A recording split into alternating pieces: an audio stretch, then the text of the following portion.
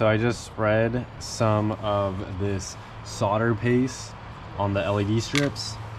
I have some more solder paste I'm putting on these tweezers and just basically coat this whole area. And then I have my LED wires here. I've already twisted them, and all I'm gonna do is just poke each of them into the solder paste individually.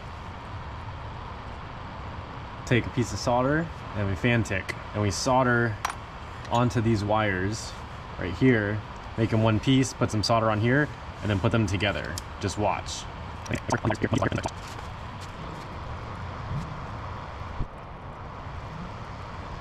Alright, so there we go.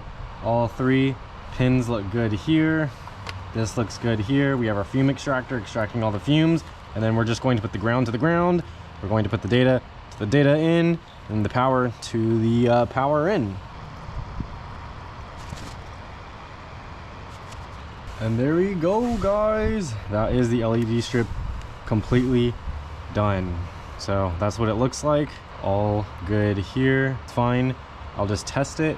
Once I confirm it's good, we'll put some silicone around it and then close it up.